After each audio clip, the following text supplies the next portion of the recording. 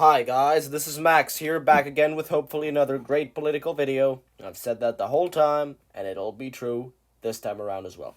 Already starting to talk too much. We gotta get into the primaries that are happening today. Or tonight, whatever.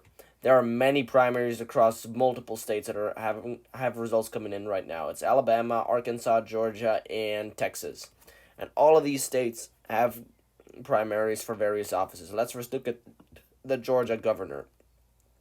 Now, the Georgia governor's primary is clearly being dominated by incumbent Brian Kemp. 22% of the vote are already reporting fairly consistent throughout the state. Most of the votes that are left are in the Atlanta metro area, and that one has been coming in heavily for Brian Kemp.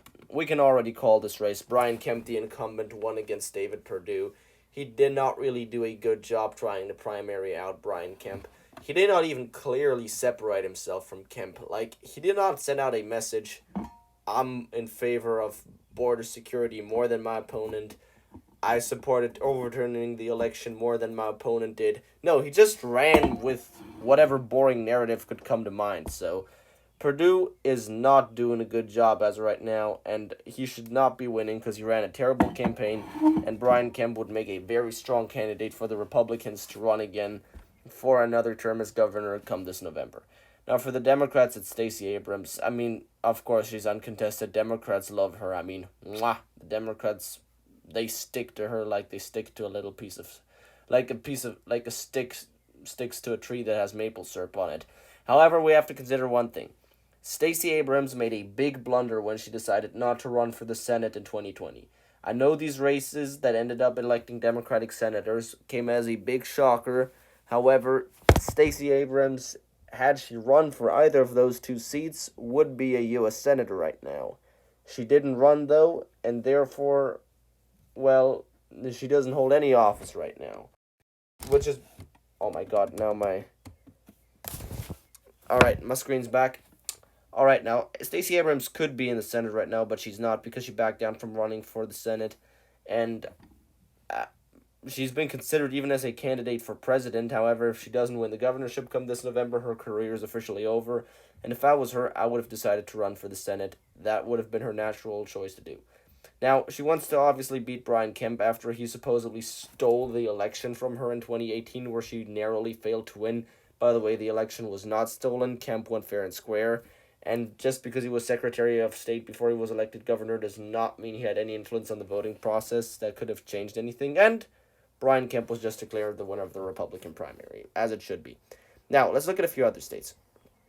If we look at the state of Alabama, it looks like the incumbent is pretty much on track to win again. Yeah, the incumbent, she's not going to lose. She has a few primary challengers, but that's not going to work. Linda Blanchard, I believe she originally ran for Senate and used to be the American ambassador to Slovakia, if I'm correct, which is very interesting. So that she's running, the former ambassador of Slovakia tries to be governor of Alabama now, which is kind of hilarious. Now, for the governor of Arkansas, Sarah Huckabee Sanders should be winning this pretty easily. I mean, she's the daughter of the former governor, what was his name again? Mike Huckabee. And Mike Huckabee still is popular in the state of Arkansas, has always been heavily supported by many conservatives, especially Southerners, and even people in the North. When he ran for president in 2008, he won the Iowa caucus. So her dad won the Iowa caucus despite being a religiously conservative Southerner, and Iowa being a fairly, let's say, a fairly agnostic state when it comes to religion. However, that's really besides the point. She has the advantage in terms of fundraising. She has higher polling numbers. She's easily going to win this, so we're not even going to get into too much detail. For the Democrats, we could talk about their primary, but I have a hard time believing that any Democrat could win a statewide election in Arkansas nowadays.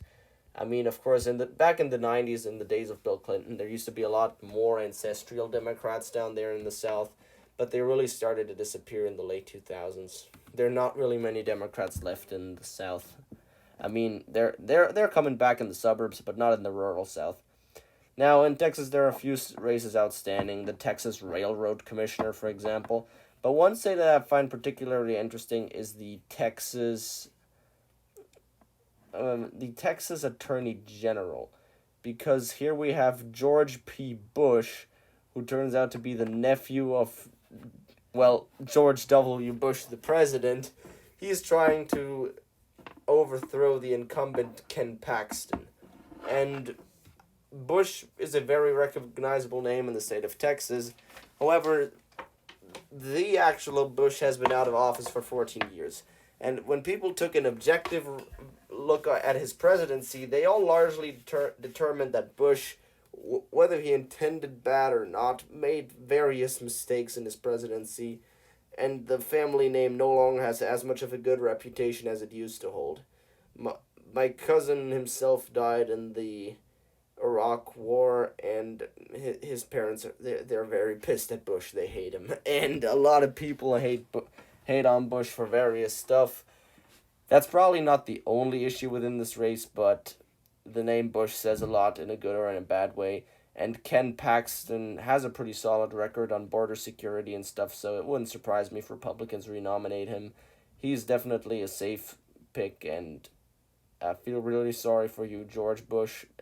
George P. Bush. Yeah, I think he's currently the agricultural commissioner or something.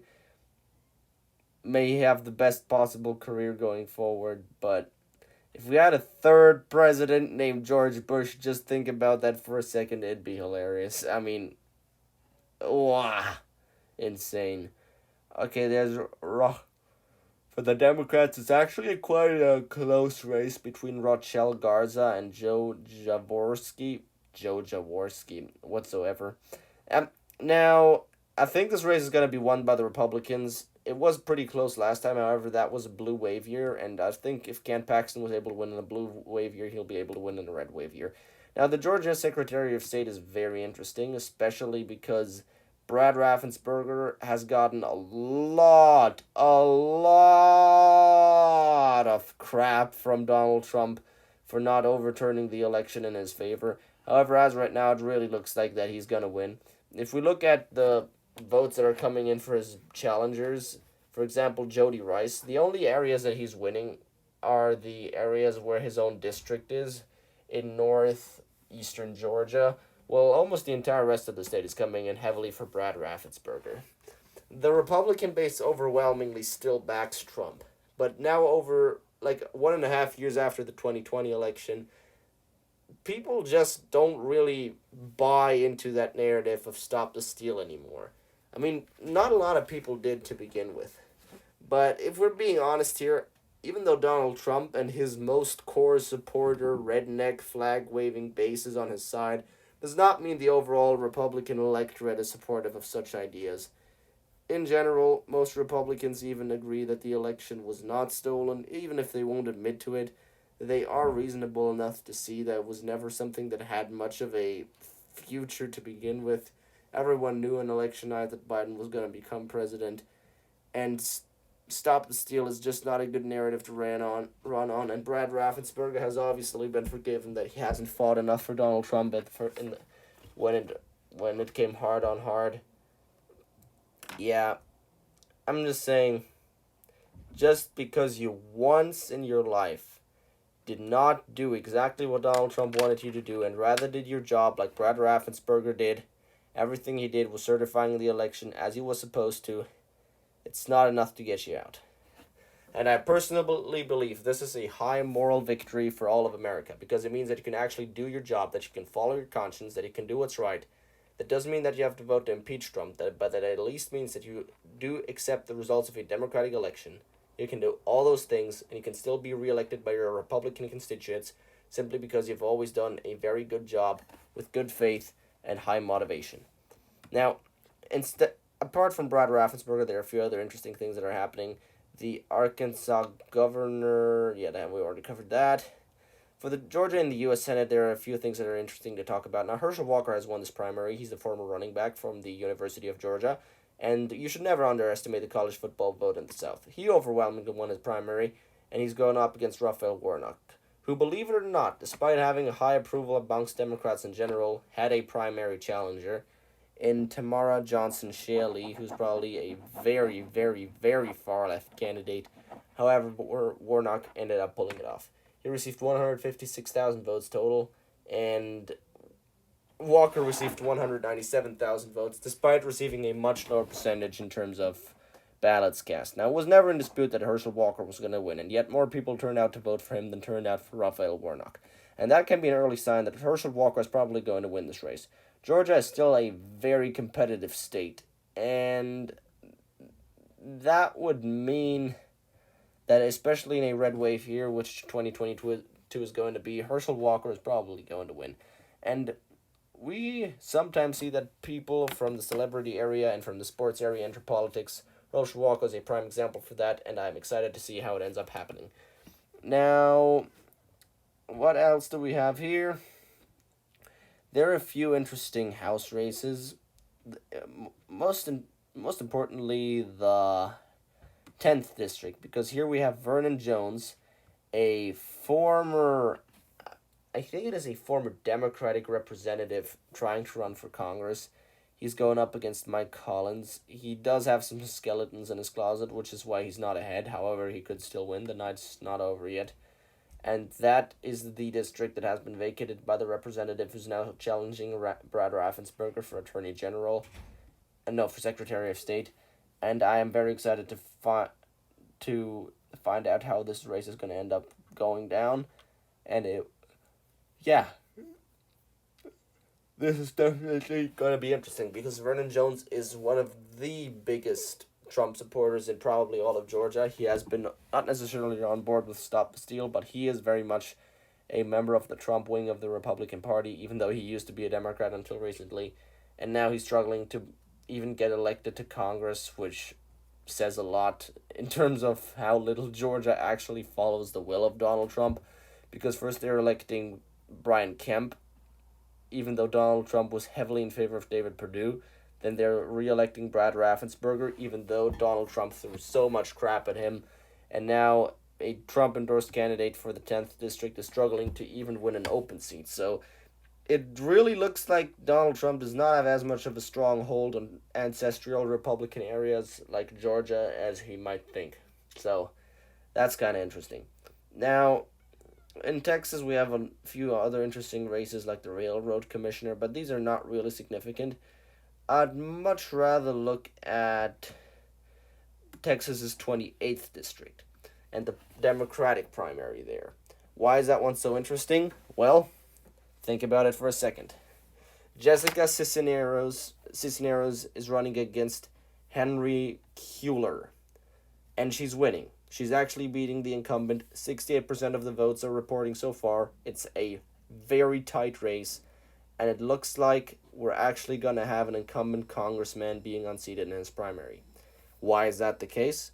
Well, Henry Cuellar is not only a blue dog Democrat, but he also is pro-life. As right now, abortion rights are about to be heavily scaled back due to a Supreme Court decision. Not saying that is bad. I believe Roe v. Wade was one of the most mistaken decisions that left way too many questions open. However, for Democratic voters, abortion rights are a big issue, and Henry Cuellar is pro-life. And he has been supported by the Democrat Party establishment, who have said that they would be in favor of abortion rights, but yet they support a pro-life candidate. That is fairly hypocritical. And Jessica Cisneros, who is a far-left candidate, is apparently about to win against Henry Cuellar, not because of any big scandals or because of any big anything, but simply because Henry Cuellar is pro-life. So, we've seen so many progressives challenge conservative Democratic incumbents, and all the time they failed. However, now with abortions becoming a bigger issue, and with many Democrats being disappointed in the Biden administration, overall credibility into the Democrat Party establishment has declined more so than it has ever before, and it also leads to the DNC and their endorsement losing its power. Now, nonetheless, we should not forget about the fact that this district is now very competitive. It used to be a very blue district, but it is not anymore. And I actually personally believe that it is very much possible if the far left candidate wins that Republicans are going to pick up this district easy handedness come next November. So now these were the most interesting races I wanted to talk about today. I hope you liked this video. I hope you'll even consider subscribing, and I hope that you will actually keep watching my channel videos until we will see the general election this November, where we will all be able to analyze the results together. I can't wait to see it all happen, and I'm so glad to have you all with me on this journey. Thanks for watching, and see you guys next time. Goodbye.